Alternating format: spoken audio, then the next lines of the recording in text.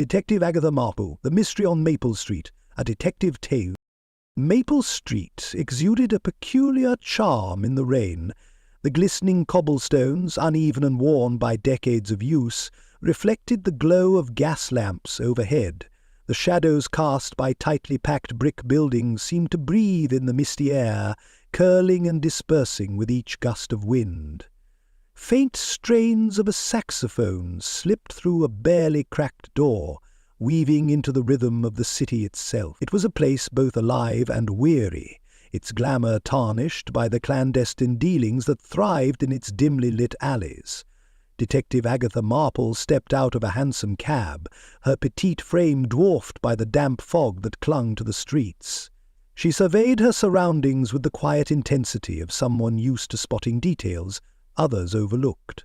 A slight incline in the street led her gaze down toward a flickering neon sign that read, "The Last Note," the speakeasy where Lionel Cavendish had met his end. She adjusted her scarf, braced against the damp chill, and walked briskly toward the entrance, her sensible shoes clicking against the wet stones. Inside, the atmosphere was heavy with the scent of stale smoke, spilled whiskey, and the lingering perfume of hurried patrons. The room stretched out like a narrow, opulent tunnel, its mahogany walls adorned with gilt-framed mirrors and sconces that cast a golden haze. A long bar dominated one side, polished to a reflective gleam, but the mood was subdued. No raucous laughter, no clinking glasses. A few lawmen murmured by the doorway, and the staff stood in uneasy silence, their eyes darting toward the bar where Cavendish had been found. Agatha approached the bartender, a large man with a ruddy complexion and nervous hands that fumbled with a glass. He had the air of someone more accustomed to pouring drinks than answering questions. "You found the body?" she asked, her voice calm, inquisitive. "Yes, ma'am," the bartender replied, his words tumbling out in an uneven rhythm. "He was slumped over the counter when I came in to open up. Didn't see no one leave, but, well, folks come and go all night. Not all of 'em use the front door, if you know what I mean." Agatha gave a small nod, her gaze shifting toward the bar. She approached it, her gloved fingers tracing the edge of the wood. The surface was immaculate, polished and gleaming, except for a faint, darkened spot near the center where blood had soaked into the grain. "How long had Cavendish been coming here?" she asked over her shoulder. The bartender shrugged, though his shoulders seemed to sag under the weight of the question. "A few months, maybe more. Big spender. Always ordered the best. Folks liked him well enough, until they didn't." "Until they didn't?" Agatha repeated quietly, her attention caught by something in the far corner of the room. A section of the wall didn't sit quite right. As the bartender continued to talk, rambling now about the kind of company Cavendish kept, Agatha walked slowly toward the panel. She stopped before it, noting the faintest crack of light around its edges. Carefully she pressed against the wood. It gave way with a soft click. Behind it lay a narrow passage, a staircase that led downward into darkness. The air changed, cooler and damp, carrying the scent of earth and old wood. She lit a small torch she kept tucked in her bag and descended. The steps creaked under her measured tread, the beam of light revealing walls lined with crates and barrels. The labels were foreign, the contents obvious. Contraband spirits, neatly packed and untouched. Except for one area where the crates had been disturbed. Agatha crouched, running a finger along the edge of a box that still bore smudges of dust. Something had been moved recently, but by whom? And why? She stayed there a moment longer, her mind clicking through the possibilities. When she returned to the main floor, the bartender's rambling had quieted, and the other officers watched her expectantly. "There's more to this place than meets the eye," she said, closing the hidden panel and smoothing her gloves. "And tell me, who had the most to lose if Lionel Cavendish no longer played his part?" Her question hung in the air like the lingering notes of a jazz melody, unresolved, expectant, and charged with an energy that promised revelations yet to come. Back on the main floor of The Last Note, Agatha Marple let her sharp gaze sweep the room once more, as if committing each shadow, each shimmer of candlelight to memory. The opulence of the speakeasy, with its polished mahogany, ornate brass fixtures, and red velvet drapes, felt increasingly like a gilded cave. Its charm had grown stifling, its corners suddenly too dark, its quiet too contrived. Her mind lingered on the hidden passage, its cool, damp air and the disturbed crates that spoke of recent hurried movement. She made a mental note of its precise location and the clear path it carved through the speakeasy's otherwise predictable layout. The passage was no mere convenience. It was a channel for secrecy, for escape, or perhaps for something more sinister. "Oh," she said, turning back toward the bar, her tone as light as a hostess inquiring after a guest's well-being. "I'd like a word with each of you, one at a time, if you please." The bartender, a stout man with trembling hands, went first. He could barely manage to keep his glass cleaning rag steady as he recounted again the moment he found Cavendish's body. His words tumbled over each other. Cavendish had been fine the last time he saw him, cheerful even, with no hint of trouble. "No, ma'am," he stammered when Agatha asked about the passage. "I've worked here a good 3 years, and I swear on my mother's grave I didn't know it was there. Not until you found it." Agatha watched his face closely, noting the way his eyes darted, how his words grew more rushed the longer he spoke. Next came the cabaret singer, a tall, striking woman in a sequined gown that caught the candlelight like shattered glass. She swirled the dregs of her drink with an elegant twist of her wrist, her gaze distant. When Agatha inquired about Cavendish, the singer laughed, a low, hollow sound. "What's to say?" she murmured. "He was a charming bastard, always knew how to get what he wanted." She lifted her glass, then set it down again without drinking. "But I'll tell you this, detective, he made promises. Too many. To too many people." Her tone was smooth, but there was steel beneath it. Agatha noted the tension in her posture, the way her fingers tapped lightly on the edge of the table. The club's manager followed. He was a wiry man with a thin face that seemed incapable of holding a straight expression for long. His eyes, pale and watery, never quite met Agatha's. "It's my business to keep things running smoothly, Miss Marple. That's all I do. I don't ask questions, and I don't get involved in affairs that aren't mine." He licked his lips and glanced toward the door. "Cavendish was good for business, sure, but I don't know who'd want to harm him. I mind my own." Agatha nodded as he spoke, though her mind was already fitting pieces together. The bartender's nervousness, the singer's resentment, the manager's evasiveness, each offered a thread that might unravel the carefully woven fabric of lies surrounding Cavendish's death. And yet they all denied knowing about the passage, their protests seemingly genuine. Still, something lingered beneath their words. Something unspoken that she couldn't yet place. The melancholy strains of the house band filtered through the room, adding a mournful soundtrack to the scene. Agatha let the music wash over her as she considered the weight of the moment. Then, with her questions exhausted and no one willing or able to offer more, she thanked them and stepped out into the night. Maple Street greeted her with its customary mix of damp air, flickering lamplight, and faint echoes of life behind shuttered windows. Agatha closed her eyes for a moment, breathing deeply, letting the cold air clear her thoughts. As she stood there, a flicker of movement caught her attention, a shadow darting at the far end of the street. The figure was too distant to discern, but its quick, purposeful motion made her pulse quicken. She watched it disappear round a corner, then let her gaze linger on the direction it had gone. Should she follow? The thought hovered for a moment, then she dismissed it. Not yet.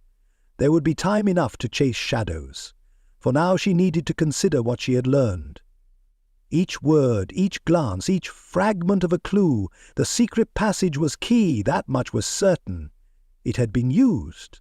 The question was, by whom and for what purpose? Agatha tucked her scarf more tightly around her neck and turned away from the street's mysteries, for the time being. The fog curled around her steps as she retreated toward her temporary lodging, her mind turning over the details again and again. Behind her, the strains of the speakeasy's band played on, the notes falling gently, like whispers of secrets still hidden. In the broad light of a late spring afternoon, Detective Agatha Marple ascended the wide marble steps of the city's courthouse. Above the commotion of Maple Street's marketplace, the courthouse's high columns and ornate stone facade exuded authority and order. Inside, the scent of lemon polish and old paper hung in the air. The place was both immaculate and uncomfortably still, save for the occasional clatter of typewriters and the muffled shuffle of clerks moving through hallways. Agatha found District Attorney Charles Lytton seated at a wide mahogany desk in an office that was as polished and meticulous as his reputation.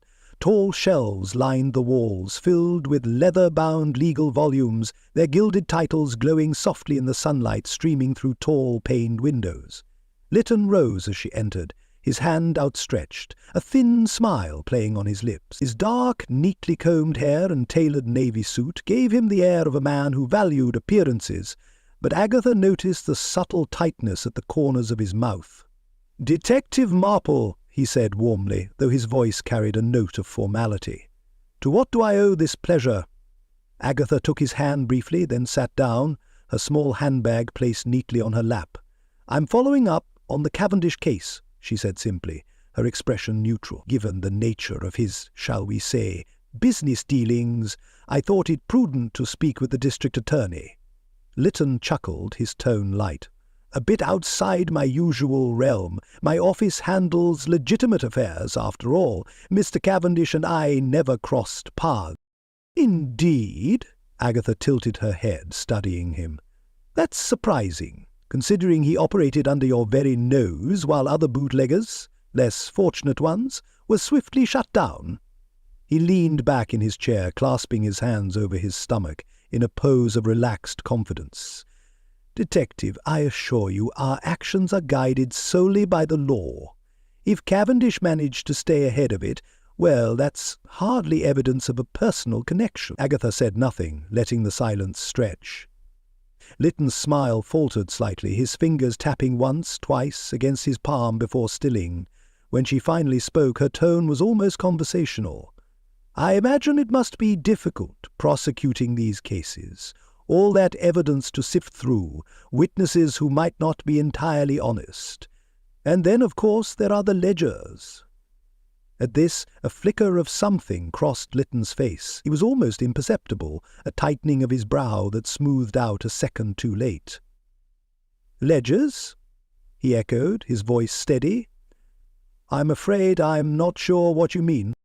"A ledger was found at the scene," Agatha said lightly, as though remarking on the weather. "Quite detailed. Payments recorded, favours owed. It paints a rather interesting picture of Maple Street's operations. I thought it might shed some light on Cavendish's connections." Lytton shifted in his chair. "I wouldn't know anything about that, Detective. My role is strictly legal. I prosecute offenders brought before me. I don't concern myself with the minutiae of street dealings." "Still," Agatha said, her eyes meeting his, "it's curious. Cavendish's name appears in the context of some rather significant financial transactions, yet he faced no interference. Others were not so fortunate." Lytton's confident facade held, but his hand moved almost unconsciously to adjust his tie. "I trust you're not suggesting anything untoward?" "Of course not," Agatha replied with a faint smile. "I'm merely observing patterns. Perhaps they mean nothing at all, or perhaps they suggest that Cavendish had some understanding, one that no longer served him." Lytton laughed, the sound a touch too loud, too abrupt. "Well, Detective, I wish you luck in finding whomever is responsible for that man's untimely demise, but as I said, I had no dealings with him." "And on the night of the murder?" she asked casually. "Where might you have been?" He straightened his shoulders, his tone cooling. "At a political dinner. Several notable figures were present. I'm sure you'll find it well documented." "Of course," Agatha said, rising. "I'm sure it will be." She extended her hand again, and this time Lytton hesitated a moment before taking it. "If there's nothing else, Detective—" he began, but she had already turned toward the door. As she walked back into the bright hallway, her thoughts churned. The ledger, the glance, the dinner, each detail nudged at her mind. Lytton's face had remained carefully composed, but that faint flicker of unease, the quick tap of his fingers against his palm, those small involuntary gestures spoke volumes. Agatha had not yet found the answer she sought, but she was confident that Lytton knew more than he was willing to admit. Agatha Marple returned to the speakeasy in the quiet hour just after sunset, when the streets hummed with distant chatter and the click of heels against the cobblestones. The last note seemed to brood in the deepening shadows, its velvet drapes drawn tight, as though the murder had drained it of its usual glamour. Inside, the bar was quieter than before, the polished mahogany surface now reflecting only the dim glow of a few scattered candles. The faint scent of spilled whiskey still lingered, mingling with the sharper tang of smoke from a solitary cigarette left burning in an ashtray. The ledger, locked away by the authorities after the initial investigation, was brought out at her request by a uniformed officer, who offered it with a mixture of deference and curiosity. Agatha accepted the thick leather-bound book without a word, her gloved hands turning the pages with practised precision. The faint scratch of her fingernail against the paper was the only sound as she read, her eyes scanning the columns of dates, names, and numbers. On the surface it appeared mundane. Profits neatly tallied, expenses logged, debts recorded. Yet as she lingered over certain entries, patterns began to emerge, subtle as whispers in a crowded room. Certain payments were recorded against initials rather than full names. Some figures were unusually large, noted at intervals that coincided with known crackdowns on other bootleggers. As she traced the flow of money, she saw a name that appeared more often than most. C.L., initials that coincided perfectly with dates of pivotal court rulings and enforcement shifts. The timing was too precise to be coincidence. Agatha tilted her head, considering. Lytton's name had been left out, of course, but the initials combined with the timing suggested more than simple negligence. These payments were calculated, deliberate, a shield against scrutiny. Her mind turned over the implications, weighing Lytton's reaction at their earlier meeting against the cold, clear data on the page. Fear, perhaps. Or was it greed? Perhaps even both. Intertwined and inseparable. But as she continued, another layer began to reveal itself. Certain names, business partners, minor officials, had appeared only once or twice, often before a drastic shift in Cavendish's operations. It was possible, she thought, that someone within this ledger's pages had decided the bootlegger's leverage was too dangerous. Someone might have acted to eliminate Cavendish not out of fear of exposure, but to gain control of this very document. Agatha leaned back, the leather creaking softly in her grip. The ledger was not simply a record of wrongdoing, it was a weapon, and in the wrong hands it could destroy lives or fortify power. Lytton's involvement seemed certain, but was he the end of the chain or merely one of many links? The motive for murder was no longer singular. It radiated outward, encompassing not just fear of scandal, but ambition, control, and the opportunity to reshape Maple Street's underground. Closing the book with a deliberate motion, Agatha set it on the bar and regarded the shadows gathered in the corners of the room. The names in the ledger, each one another layer to peel back, represented paths she would need to walk. Some led to Lytton, no doubt, others perhaps to the staff at the speakeasy, to local businessmen, or even to rivals within the bootlegging world.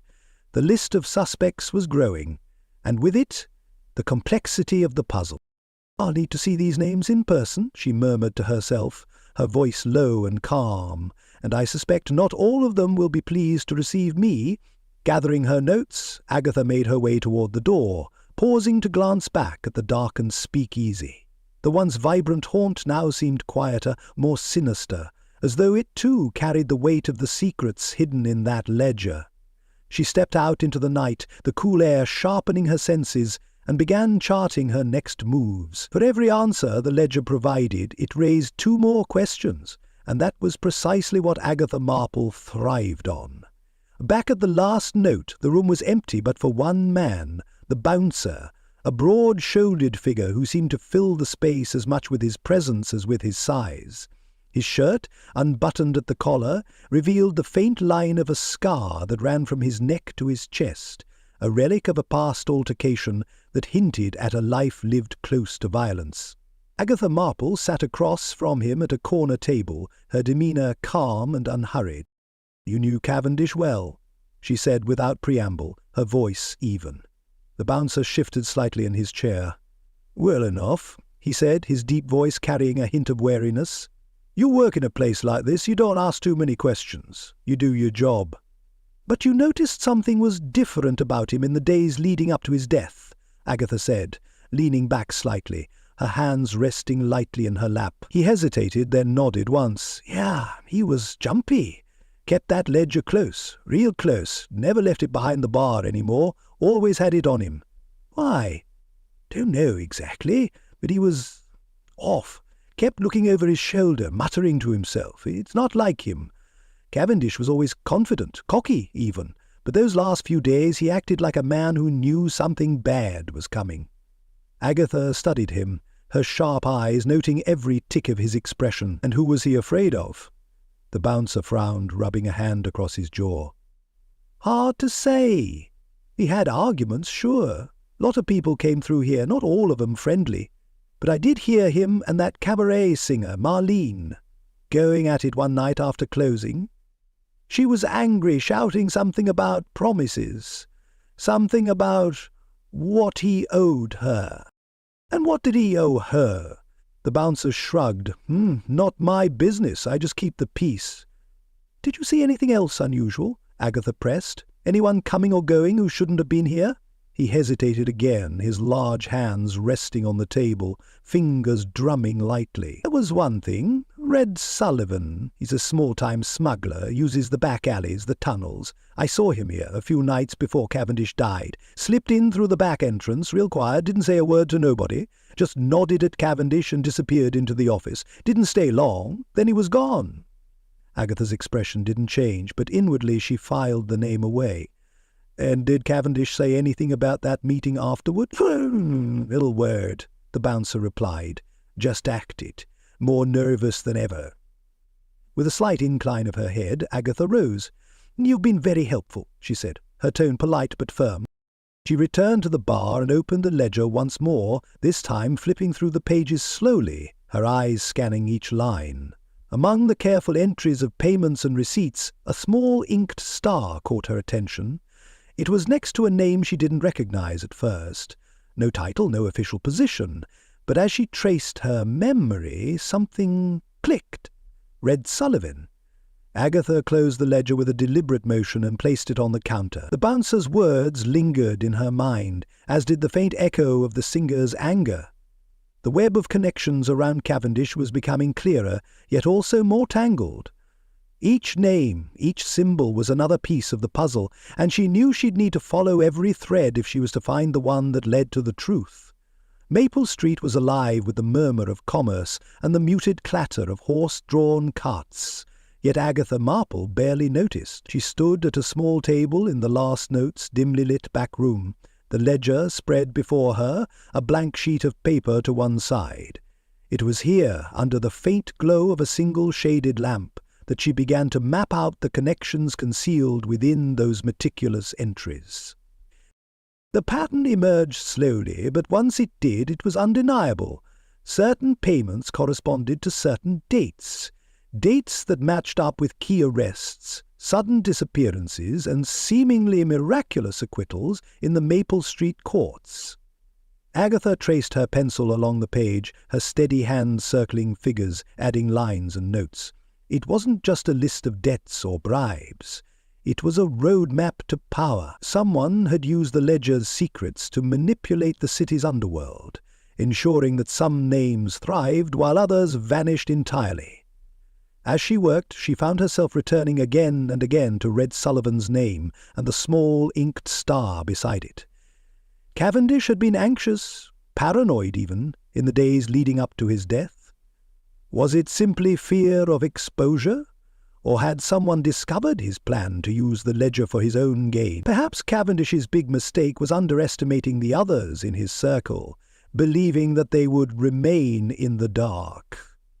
Closing the ledger with a deliberate snap, Agatha gathered her notes. The next step was clear. She needed to find Sullivan. The warehouse on the outskirts of the city was a grim, hulking structure of weathered brick and iron. A single faint light glowed through a crack in one of its shuttered windows. As Agatha approached, her footsteps muffled by the thick layer of dirt and debris outside, she heard voices. The words were indistinct at first, mere murmurs that grew louder as she crept closer. "His big mistake. He thought he was smarter than the rest of us. Yeah, well, now it's not much of anything." A burst of harsh laughter followed, then the sound of something heavy being dragged across the floor. Agatha flattened herself against the cold, rough wall of the warehouse, her heart beating steadily as she strained to make out more. "I told you we should have dealt with him sooner," another voice said, sharp with irritation. "But you wanted to wait. Now we've got this mess to clean up." "Relax," came the reply, quieter but no less venomous. "We handle it right and it'll look like the feds got sloppy. No one will trace it back to us." Agatha's fingers brushed the notebook tucked into her coat pocket. Every instinct told her to keep listening, to gather more, but the tension in the air was thick, the kind of tension that often led to sudden violence. She eased back, careful not to make a sound, and slipped into the shadows just as a beam of light spilled through a door that opened briefly before slamming shut again. In the stillness that followed, Agatha stood motionless, her sharp mind assembling the pieces. Cavendish's big mistake, the ledger, the angry voices inside, it was all connected quietly. She turned away from the warehouse, her breath clouding in the cold night air. As she made her way back toward Maple Street, her expression remained calm, but her thoughts raced. Whatever she had just uncovered, it was a step closer to the truth and to the killer. Back at the last note, the cabaret singer sat in her usual corner, her sequined dress catching the dim light like broken shards of glass. She looked up as Agatha approached, the detective's unassuming presence at odds with the faint air of menace that seemed to follow her questions. "Miss Marple," the singer said, her voice low and melodic, though a faint tremor betrayed her. "What brings you back here tonight?" Agatha didn't bother with pleasantries. "You had words with Cavendish the night before he died? Raised voices? Something about promises?" The singer's hand froze on the stem of her glass. "What does that have to do with anything?" "Everything," Agatha replied, her voice calm. "You told him he owed you something, didn't you?" The singer laughed, a brittle sound. "You've been listening to rumours. Lionel Cavendish owed a lot of people, Miss Marple. What's one more?" Agatha leaned closer, her green eyes steady. "Did he owe you enough to make you angry enough to consider ending the debt once and for all?" The singer's facade cracked. "No," she said quickly, then again more softly. "No, She paused, her hand going to the pearls at her throat, fidgeting with them. "It wasn't like that." "Then how was it?" Agatha's tone was gentle, coaxing.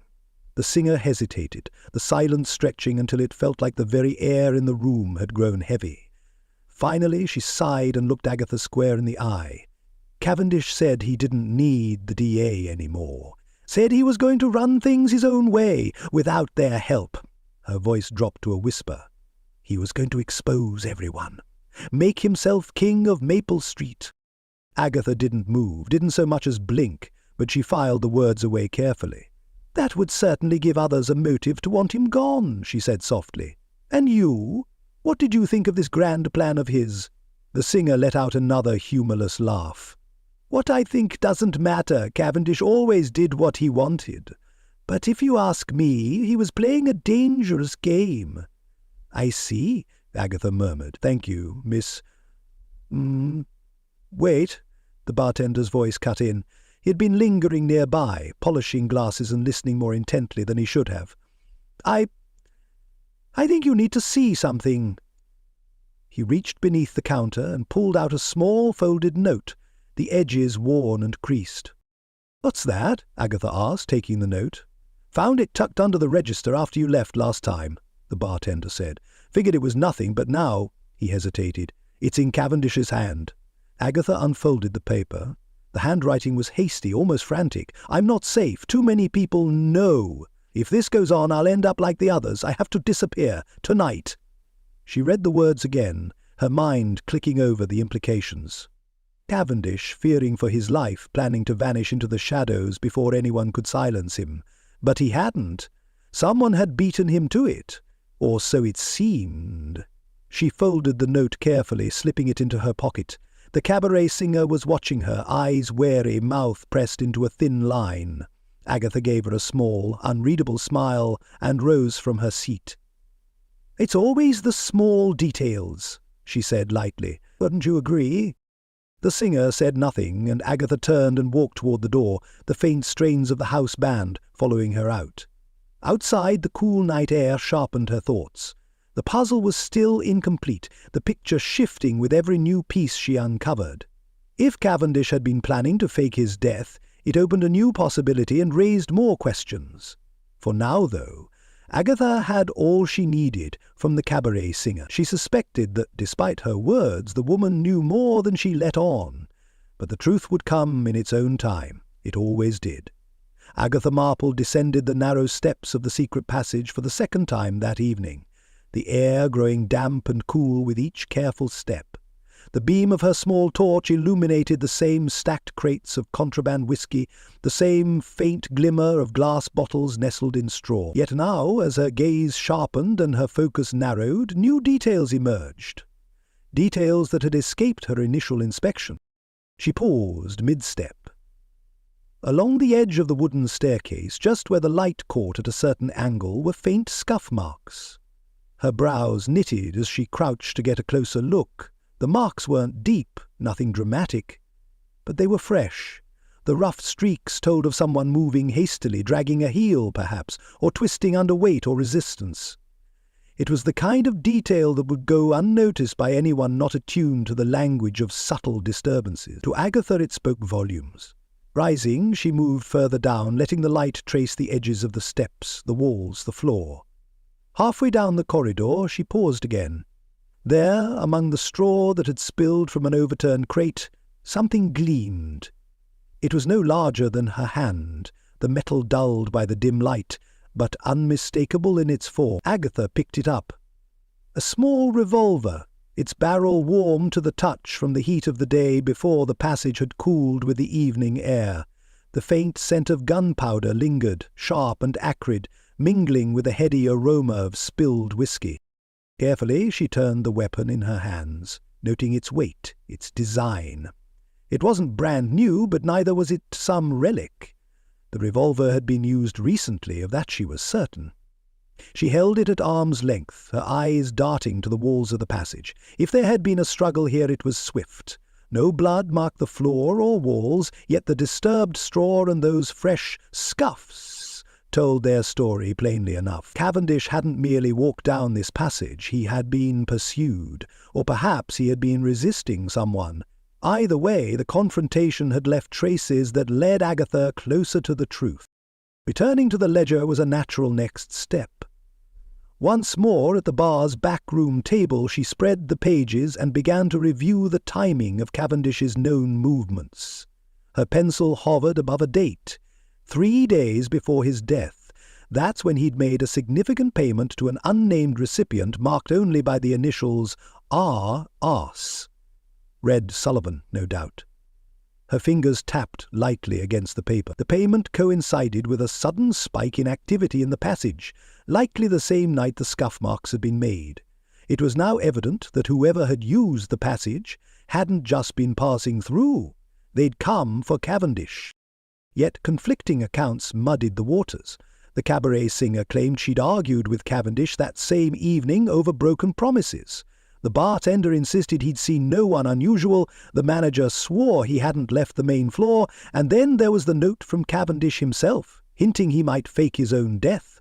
All these threads tangled together, making it difficult to discern the liar from the truthful witness, the innocent from the guilty. Agatha's mind sifted through these facts as though organizing a puzzle, knowing full well that the missing pieces would only reveal themselves in time.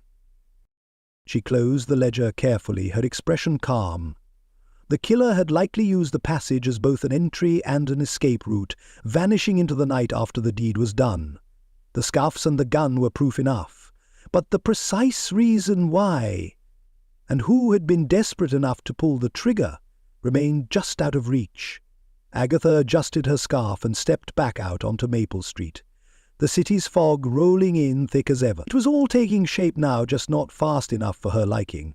The grand salon of the Last Note was the most opulent room in the entire speakeasy, a place where Maple Street's elite came to be entertained and indulge their vices in equal measure. Tonight it was quiet. The velvet drapes muted the city's bustle, the polished brass fixtures reflected only candlelight, and the lush carpet absorbed the sound of shifting feet. Around the room stood the key figures of Agatha's investigation: the cabaret singer, her sequined gown catching the low light; the bartender, his large hands clasped nervously in front of him; the manager, pale and fidgeting by the bar; and, at the far end, District Attorney Charles Lytton, his carefully composed expression slipping just enough to betray his Agatha Marple stood near the centre, her small figure at odds with the tension she carried into the room. Her presence alone seemed to push the air into a denser, heavier weight, and though her voice was quiet when she began to speak, it commanded every ear.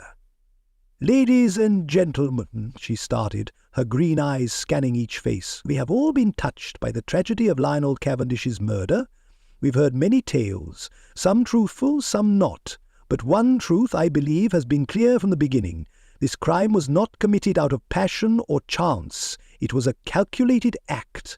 She let her words hang for a moment, the silence stretching as eyes darted and nervous glances passed between the gathered suspects.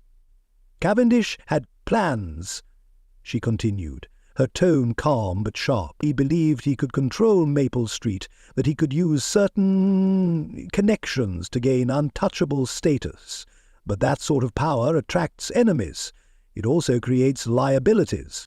The cabaret singer shifted uncomfortably, her fingers playing with the edge of her sequin dress. The bartender stared down at his feet, avoiding Agatha's gaze. The manager opened his mouth as if to speak, but no words came. And then there was Lytton, standing straight back by the bar, his hands loosely folded. His expression was as neutral as ever, but Agatha saw the tension in his jaw, the faintest narrowing of his eyes. It was enough. "You see," she said, stepping forward, "Cavendish's greatest mistake was not arrogance, though he had plenty of that. His mistake was the ledger. It was both his weapon and his downfall.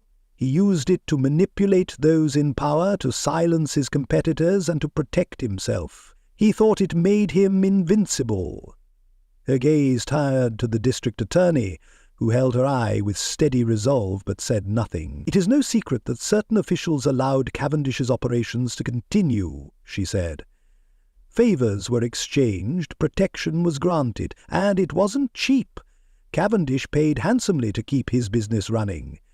But that ledger, should it have come to light, would have destroyed careers, reputations, entire lives. And no one knew that better than you, Mr. Lytton." The DA's composure broke just slightly. His hands tightened, his shoulders stiffened. He began to speak, but Agatha raised her hand. "Not another word, Mr. Lytton. You allowed Cavendish to continue not because you were corrupt, though that's debatable, but because he had leverage over you. You were desperate to keep your secrets hidden, but—" she paused, her voice sharper. "You are not the killer." All heads turned toward her, confusion rippling through the room. "No," Agatha continued, her voice cutting through the heavy air. "The killer is someone who had even more to lose, someone who couldn't risk Cavendish exposing the whole operation, someone who used that secret passage to stage a crime and make it look like a gang hit, someone who hoped that in the chaos the ledger would vanish and the truth would die with it." Her eyes fell on the manager, who had grown increasingly pale. His lips parted, trembling as though he wanted to speak, but no sound came. "You had the most to lose," Agatha said quietly. "If that ledger came to light, it wouldn't just end Cavendish, it would end the entire speakeasy's operation. Your operation. You killed Cavendish and staged it to look like a gang hit. You thought you could destroy the ledger before anyone found it, but you made one mistake.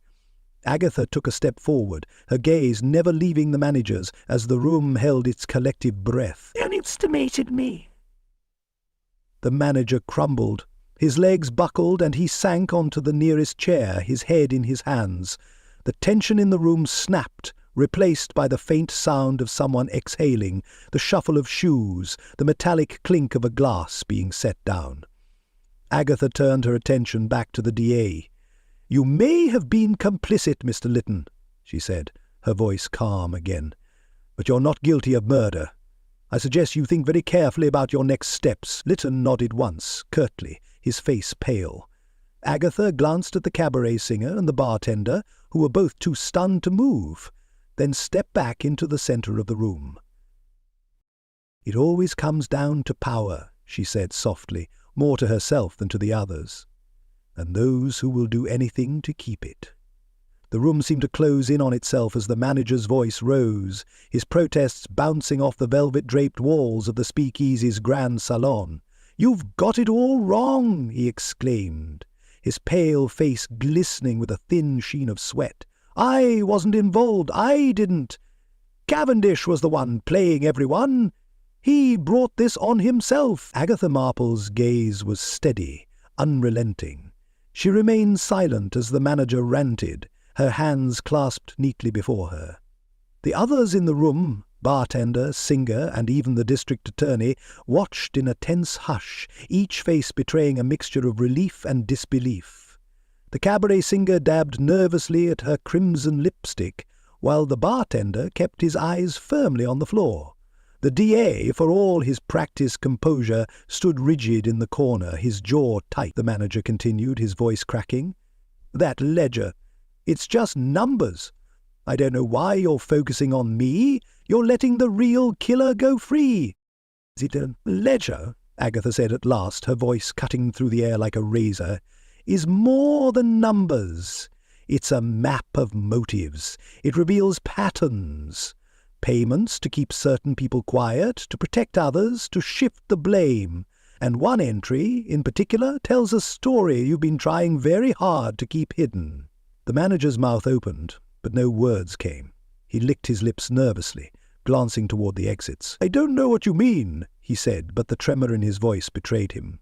"You do," Agatha replied calmly. "The missing entry, Cavendish's attempt to shield a payment so damning he tore out the page himself. A payment you made, Mr. Stratton, to ensure that your own involvement in his operation never came to light." The room fell deathly quiet. The only sound was the faint rustle of fabric, as the cabaret singer crossed her arms and leaned against the wall, her eyes narrowing. The bartender stopped polishing his glass mid-movement. Even Lytton seemed to draw a sharp breath, though he quickly masked it with a cough. Agatha stepped closer, her small frame somehow commanding. "And when Cavendish decided he no longer needed your cooperation, when he threatened to expose the entire operation, you panicked. You saw the only way out. You used the passage, the weapon, and the chaos of the night to remove him and protect yourself. It almost worked, but you made one crucial mistake." The manager sank into the nearest chair, his head in his hands. He didn't ask what the mistake was. He knew. The scuff marks on the stairs, the discarded revolver, the missing page in the ledger, it all painted a picture he could no longer deny. Within minutes, the police had arrived. The manager was led away in handcuffs, his protests now reduced to muttered denials. The ledger was confiscated, its secrets carefully catalogued as evidence. The tension in the speakeasy's salon eased, though the air still felt heavy, laden with the remnants of the night's revelations. Agatha stood at the bar, her back straight, her expression calm. As the officers cleared the room and the suspects began to disperse, she allowed herself a quiet moment of reflection.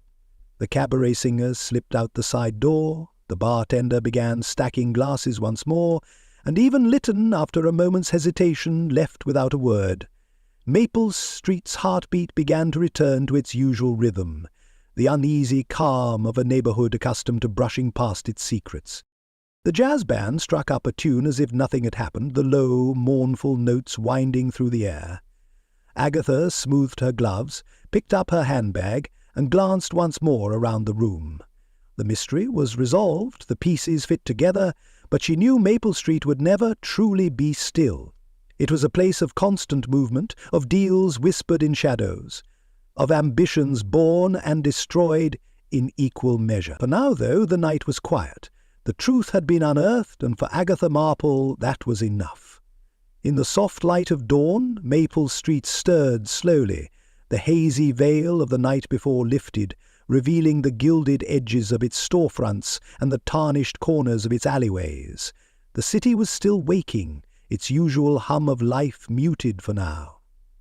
Agatha Marple sat on a wooden bench at the far end of the street, the ledger in her lap. She had read through it once more during the long, quiet hours, tracing the connections it revealed. Each name and figure had weight, a history, a consequence that couldn't be ignored. The ledger was in its own way a history of Maple Street's corruption, a carefully documented ledger of backroom deals, hidden alliances, and decisions that had shaped the street's fortunes for years. And now she held its future in her hands. Agatha folded her gloves neatly and placed them beside her. The decision ahead wasn't a simple one. Exposing the ledger's contents would topple the district attorney and unravel the careful balance of power that had kept the street's darker elements in check. It would reveal secrets that would destroy reputations and livelihoods. Yet to keep it hidden would mean allowing a corrupt system to endure, to let Maple Street's seedy underbelly continue to fester beneath its polished. Agatha's thoughts turned to the faces she'd encountered over the past week. The cabaret singer with her brittle smile and unspoken fears, the bartender who never quite met her gaze, the manager whose desperate acts had set all of this in motion, and Lytton, the district attorney who, though complicit in his silence, had not pulled the trigger. Each of them had made choices to protect themselves, to survive, to maintain what power they had. In that they were no different from Cavendish himself. Yet justice was not about who could survive the longest. It was about finding the truth, bringing it to light, and letting it speak for itself. As the first streetcars rattled down Maple Street, Agatha finally stood. The ledger was heavy in her hand, but her decision was made. She would not shield those who had benefited from deception, nor would she perpetuate a cycle of silence. The only way forward was to start clean, no matter how much it hurt. She carried the ledger to a small office on a quieter side street where a trusted colleague waited. The man was middle-aged, with ink-stained fingers and a reputation for publishing the kind of stories others feared to print. "Take care of this," she said, placing the ledger on the desk before him. "Make sure the truth is known."